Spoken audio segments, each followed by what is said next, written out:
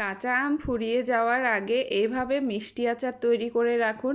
বছরের পর বছর রাখলেও এটা কিন্তু নষ্ট হবে না, এটা একদম ভালো থাকবে। আর রোদ্দুরে দেওয়ারও কোনো রকম ঝামেলা নেই। তো তার জন্য প্রথমেই আমি আমগুলোকে খোসা ছাড়িয়ে গ্রেট করে নিলাম। গ্রেট করে নিয়ে আমগুলোকে আমি সাইডে রেখে দেবো। এবার আমি একটা মশলা তৈরি করে নেব। তার জন্য আমি দিয়ে দিয়েছি 1 চামচ মৌরি, হাফ চামচ মেথি, হাফ চামচ ধনে, হাফ চামচ জিরে, আর দিয়ে দিয়েছি 10-12টা গোলমরিচ, আর দিয়ে দিয়েছি 3টে লবঙ্গ।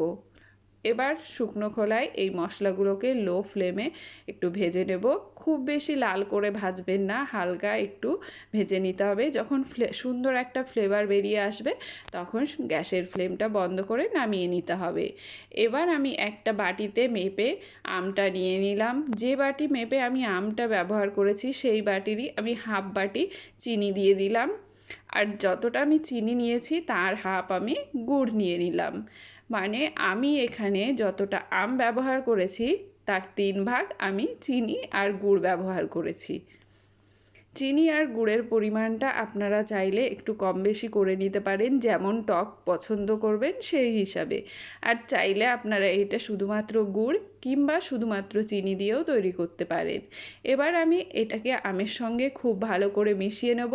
এই সময় কিন্তু আমি গ্যাস অন করিনি, গ্যাস অফ থাকতেই কিন্তু আমি চিনি আর গুড়টাকে আমের সঙ্গে খুব ভালো করে মিশিয়ে নিলাম।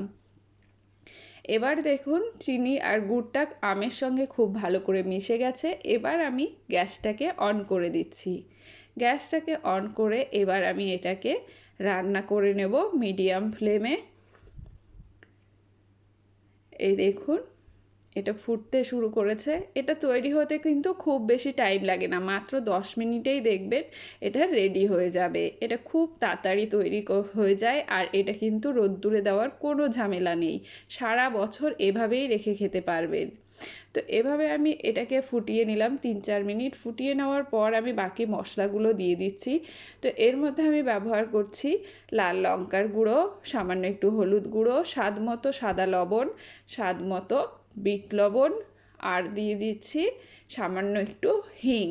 হিংটা খুব সামান্য ব্যবহার করেছি, হিংটা দিলে খুব ভালো একটা ফ্লেভার আসে, তো অবশ্যই দেওয়ার চেষ্টা করবেন। তো সামান্য একটু হিং দিয়েছি, দিয়ে এবার সমস্ত মশলাগুলোকে আমি এর সঙ্গে মিশিয়ে নেব। মিশিয়ে নিয়ে আবারও 2 থেকে 3 মিনিট আমি রান্না করে নিলাম। রান্না করে নিলে দেখুন এই দেখুন কি সুন্দর একটা কালার এসেছে। আর এটা কিন্তু জলটাও অনেকটা শুকিয়ে গেছে।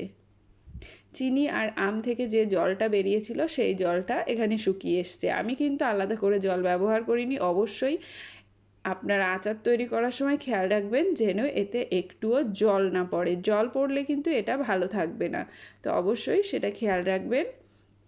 তো আচারটা আমার প্রায় রেডি হয়ে গেছে। এবার আগে থেকে যে ভাজা মশলাটা আমি করে রেখেছিলাম সেই মশলাটাকে আমি হালকা গুঁড়ো করে এর মধ্যে দিয়ে দিচ্ছি। একদম পাউডার করবেন না, মিহি করবেন না, হালকা ক্রাশ করে এর মধ্যে দিয়ে দেবেন।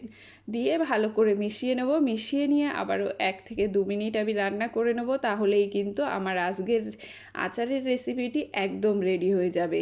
এইভাবে তৈরি করে আপনারা একটা এয়ারটাইট কন্টেনারে ভরে রেখে দিতে পারেন সারা বছর। তো অবশ্যই আচারটাকে খুব ভালো করে ঠান্ডা করে নিতে হবে।